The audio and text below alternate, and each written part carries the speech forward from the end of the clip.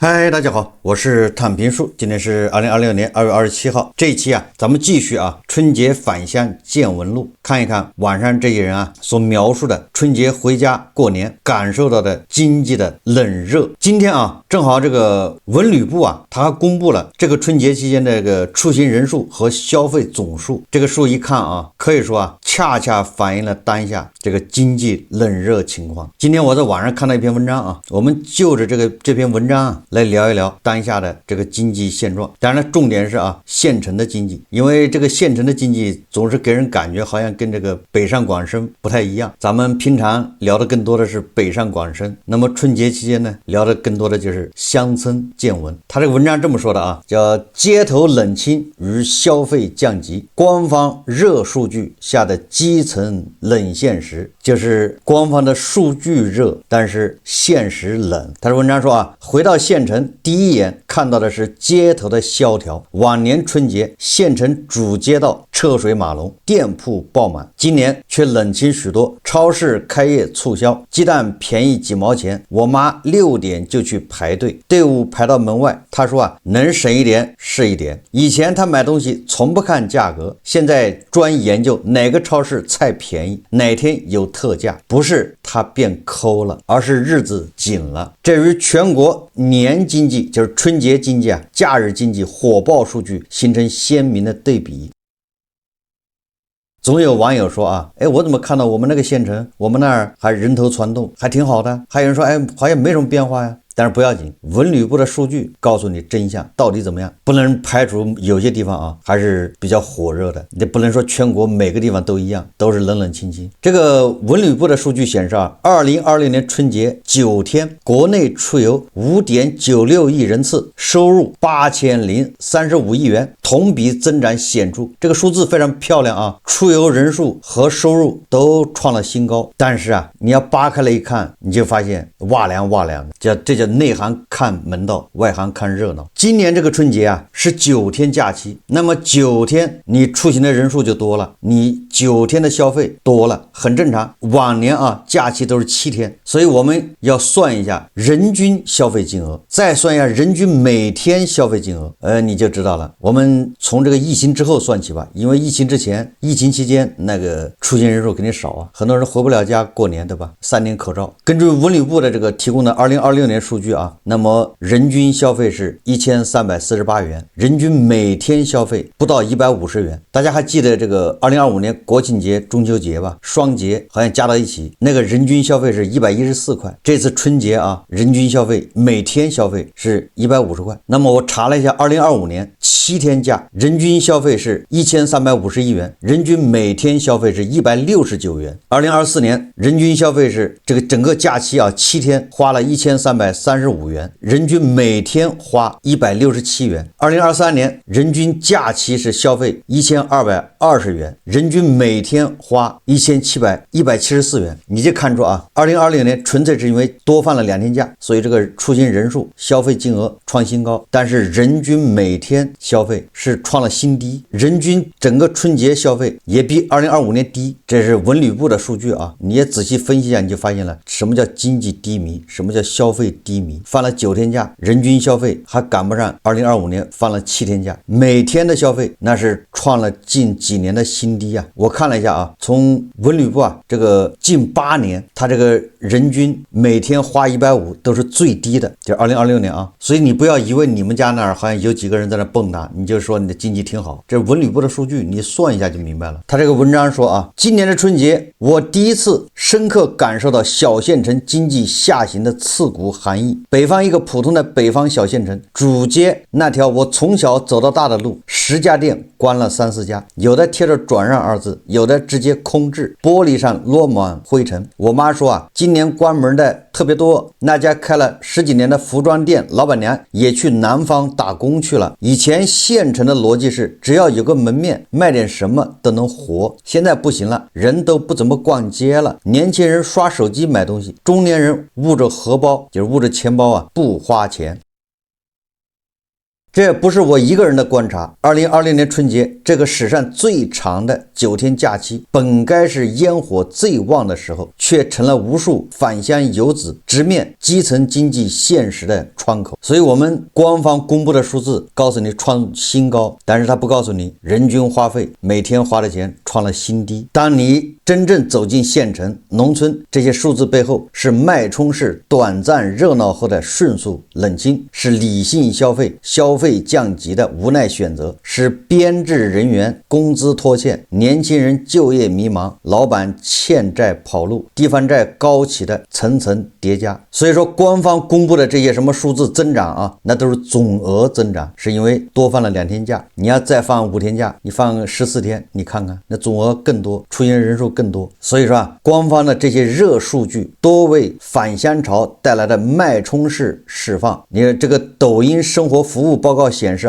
吃喝玩乐日均消费规模同比增长 153%， 3线及以下城市消费金额同比增长 1.87 倍。国家税务总局增值税发票数据显示，消费相关行业收入同比增长 13.7%。 商务部重点零售企业数据显示，健康食品增速 35%， 智能家居订单激增 180% 以上。这个在县城里面叫脉冲式消费。返乡后县城消费迅速升温但是等到春节一过回城以后县城消费迅速回归平静。多家媒体报道显示县城游火爆背后是潮汐陷阱。春节这几天商超客流暴增，节后迅速冷清。36K 报道，一条县城街道塞进10家咖啡馆，却无法满足返乡几万人的需求。影院票价涨到80元，仍座无虚席。但这只是短期现象。网易新闻指出县城物价倒挂现象突出。上海轻食40元左右，县城同款 39.9 元，就是县城跟上海是一样的北京电影票30元搞定，县城79元起步。奶茶、烤肠、理发、洗车均比一线贵。返乡打工人吐槽大城市赚钱，小县城不够花。所以这个县城物价背刺也频频上热搜回家过年被小城市消费背刺，刷屏小红书、抖音。那为什么县城的物价反超一线呢？这个很正常越是县城对吧，越是供给稀缺，县域制造业薄弱，物流成本高，市场竞争不足，商家缺乏降价动力。很多零食店都开到县城，什么赵一鸣零食店，其他的零食店那个生意还挺好。你越在大城市，这种店生意越不咋地。实际上反映的是，虽然是县城这个市场不咋地但是它竞争并不充分，竞争不充分导致这个物流成本高价格高。如果有人集中在这个特定的这个细分赛道上，它会降低成本，但是这个很快它就会饱和。这种商机就得看谁先发现先满足，搞2年第3年就不行了，因为大家都来了，开始竞争了。当然这里面还有春节供需失衡，短期价格跳涨成为商家全年利润来源。平时人口外流，淡季维持困难，返乡潮带来需求暴增，人手和供应跟不上，节日溢价明显，这些都能理解去哪儿数据显示非景区县城酒店入住同比增长超 60%。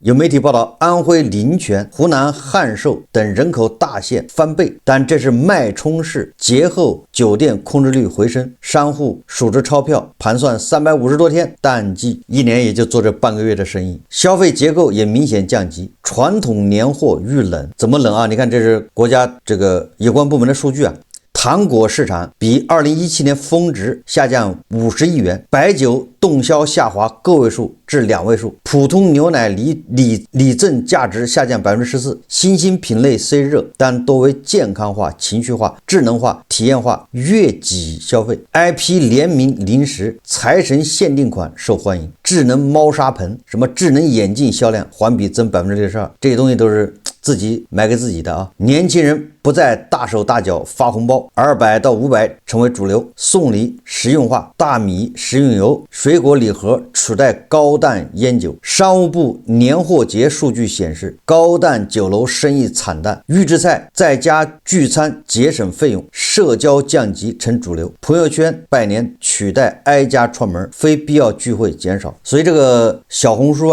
抖音上面返乡帖普遍反映90%的年轻人负债演戏，济，租车回村维持混得好的人设，朋友圈晒精修年夜饭，背后信用卡账单高企。 B 站视频2020年春节消费真相指出，县城经济陷入潮汐陷阱，繁荣是积蓄脉冲示范，不可持续。这个文章说啊，我县城亲戚家往年置办年货都是满车，小轿车、后备箱啊塞满，今年谨慎生活必需品，村民直言收入锐减，连买1斤猪肉都要犹豫。这不是个别，而是基层的共识。消费刺激政策、消费券以旧换新，带来短期回暖，但未能改变底层紧缩的心态。而江西等省份预算报告要求大力压减一般性支出，省级办公费降 5.5%， 印刷费降 13.7%， 反映财政端过紧日子已成常态，难以大规模刺激消费。这个文章第二部分他说啊，编制人员如基层就业，工资奖金拖欠，月薪3000已是高工资。县城里最扎心的变化是稳定群体的困境，这个稳定打了个引号啊，有很多网友不说了吗？你基层体制内啊，或者体制内基层，那叫稳定的穷。虽然有点夸张啊，但是实际上实情就是这样，就是体制内的基层啊，那叫穷的稳定。他的文章也这么说的啊，他说最扎心的变化是稳定群体的困境。曾经人人羡慕的编制，如今也不稳。在县城，月薪3000属于高工资，这是返乡者共同感慨。国家统计局数据显示，2025年农村居民人均可支配收入24456元，月均约2038元。中西部许多县城人均可支配收入不足36000元每年，中位数更低。超市收银员2100到2500，保安1800，私立幼儿园老师、药店店员2000元起步。政府劳务派遣扣社保后2000出头，也就是你跟政府之间虽然没有编制，但是那种叫劳务派遣的编外人员，那工资也就2000发到手。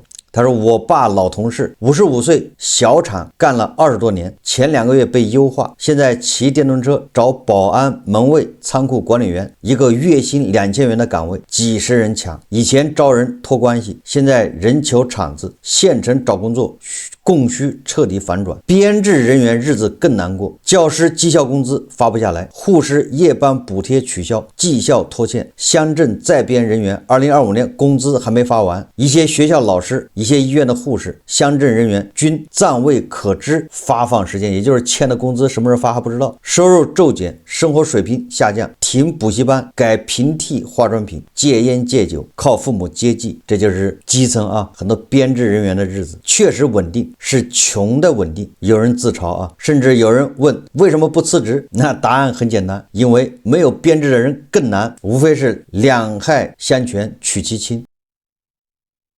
这个第一财经报道啊，说31省份2026年预算报告均强调党政机关过紧日子。天津压减非紧急急需非必要支出58.7亿元，江西3公经费降21%，大型修缮就是维修什么之类的啊，降42%，会议费降36%。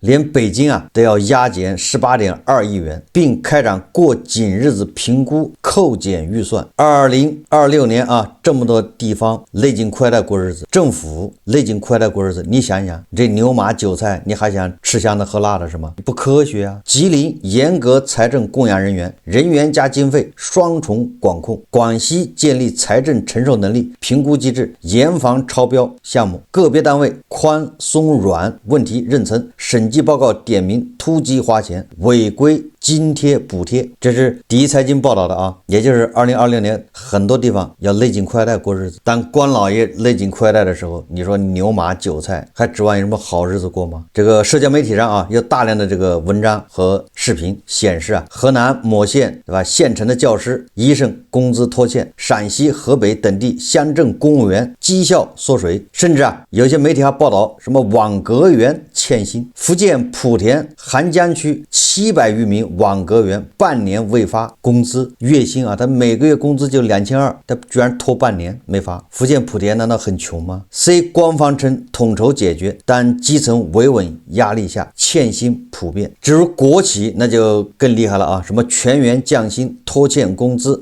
有媒体报道，青海国企员工7个月未发工资，四川的公务员降薪，深圳建筑工人降薪40%， 45岁以上辞退，连央国企也现裁员潮，电信3大运营商地市分公司首当其冲，临时工外包就是先优化啊，正式工轮休降薪调岗，中建中铁塌方式裁员，项目停工，这个咱们以前节目都介绍过啊，这都是中字头的央企啊，人才沉淀池耗人离职，就是你没有岗位，把你轮到一个叫什么人才沉淀池，你在那等工作，你等2年3年没工作，你不就自己辞了吗？在那个池子里面待着，只给你发这个最低工资，还不一定能保证发得出来。中石油、中石化边缘部门开始瘦身，压减2、3级机构2.5万人，连中石油、中石化都开始裁员了啊！当然，他现在裁的不是核心部门，你就知道现在日子什么个日子。铁路账务、票务、后勤大量被 AI 替代，缩编减员。中信、光大这些银行啊、金融机构压缩编制，降薪20%。末位淘汰，曾经的铁饭碗裂痕明显，而这些直接导致的吧，就业难，失业普遍增加，年轻人彷徨。网上一篇文章啊，网易裁员40岁以上的测试工程师，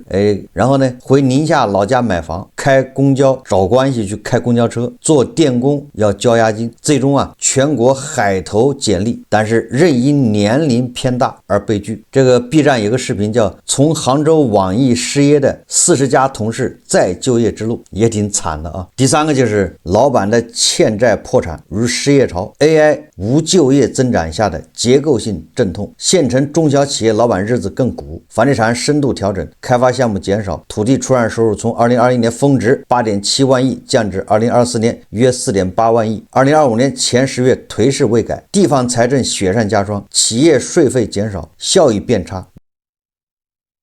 这个很多媒体报道啊，就是地方上反映活少了，也就是项目少了，项目一少，县城的婆罗门他就没收入啊。中建中铁项目停工，后续遥遥无期，建筑微信群满是待岗裁员，老板跑路，欠薪频现。雅虎新闻报道啊，2026年春节因企业倒闭，老板跑路，农民工讨薪潮致返乡路冷清，关中平原年货集市落幕，村民收入锐减，深圳企业欠薪工人聚集，也就是维权啊，讨薪啊。抖音头条文章，朋友圈开工大吉下的失业绞肉机。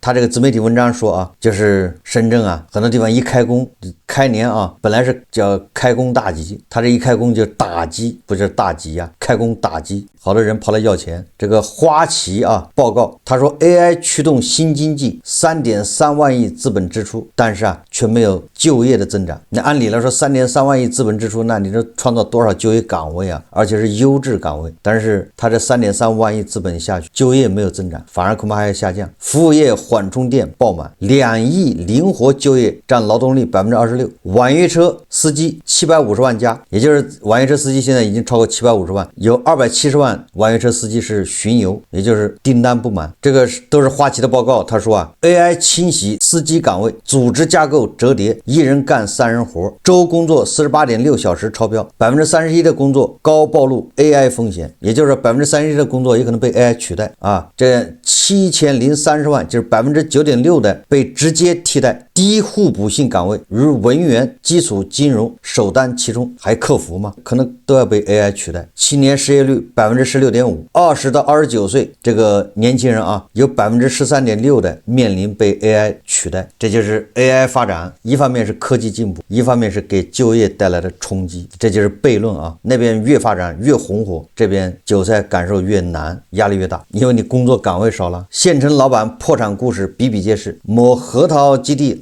直播老板以次充好，拖欠工资，主播白干4个月仅得3000元，路费不够徒步回家。建筑行业降薪40%，工地减少，中小企业内卷式竞争，产销不畅，资金回笼难，拖欠账款无法根治，小微企业困难突出，许多老板选择躺平或跑路。这是地方的小老板，对吧？还有年轻人就业的现状。那第4个就是地方债如地方的财政困境，31个省份过紧日子，背后的收支剪刀差。这个是第一财经报道啊。地方财政是底层的根源，中央经济工作会议首提重视解决地方财政困难，兜牢基层三保底线，健全地方税体系。自2000年以来首次提出。财政部数据2025年1到10月，地方一般公共预算本级收入10.5万亿，微增2.1%，支出19.1万亿，收入10.5万亿，支出19.1万亿。你说这个小斗进大斗出啊！政府性基金收入3.1万亿，降了3.3%，支出7.2万亿，增了7.3%，近一半区县自有财力不足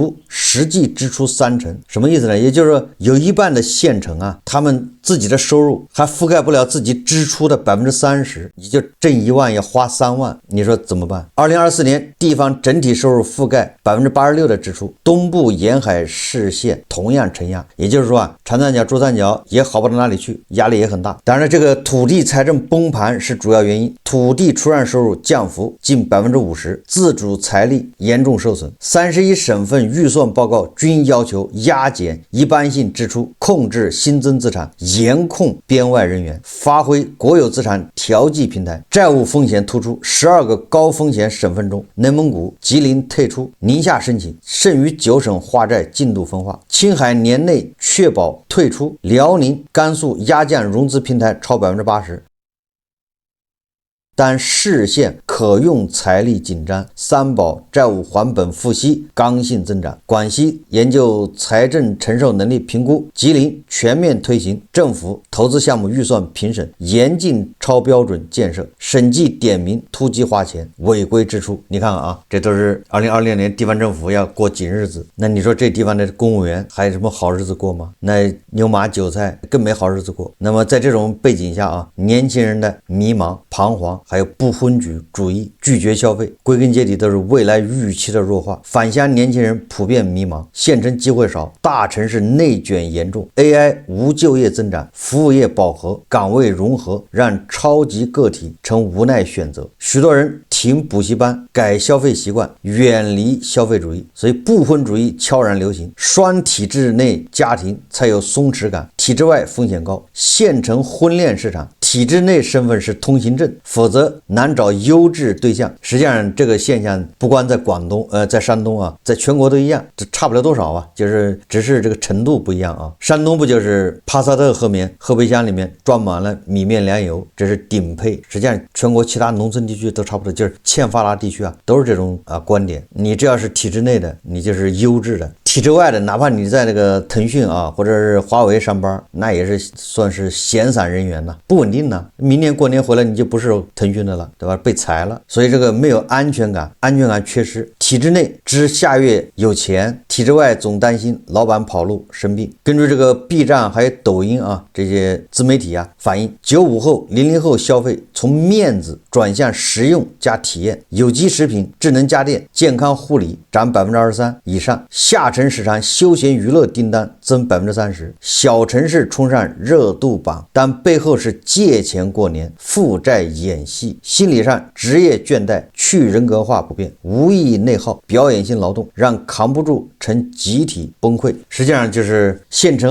这叫脉冲消费后回归冷清，理性成共识，不冲动、不囤货、不浪费。税务总局数据显示，收入增了13.7%，但高档消费下滑，实用、健康、情绪价值主导，就是大家不再为面子、为虚荣买单。这个我想大家回家过年这个都有这个感觉往年回去过年，好多人一掏出来抽烟都是华字，现在都是不知道什么乱七八糟牌子都有五花八门，捡便宜的来。往年过年喝酒的要喝什么茅台或者什么之类的，对吧？五粮液贵的，现在喝酒就是乱喝什么牌子也不知道，几十块钱一瓶，大家都务实了，就不再为那个虚的东西买单了。所以你看这是国家税务总局的数据显示高档消费下滑。那么这个经济发展到现在这个深层原因就是房地产调整、债务刚性、人口危机与结构性矛盾的叠加，也就是多因共振正好一起来了。房地产这个问题咱们天天聊，这里不多说了，对吧？这他在走下坡路，直接导致地方政府土地财政崩盘，地方政府没钱，这些现象就出来了。支出刚性是什么意思债务刚性是指地方政府在它收入在下降，但是它支出不能降，什么保运转、三保，对吧？然后各种宏伟的工程要运营，还要往里贴钱，老师的工资要发，公务员工资要发，这他的支出都是刚性的，没哪个地方都减不了，一减大家就嗷嗷叫。然后下面就是人口结构危机，少子化，对吧？这个大家都知道啊，出生率走低，孩子少，家庭这个支出啊肯定是下降，社会活力弱，未来预期弱化，消费婚育收缩，街头冷清，正是人口红利消退的外显。压力是什么呢？压力就是供强虚弱，内需疲软，企业产销不上，内卷 AI 等技术带来无就业增长，低技能岗位替代加速。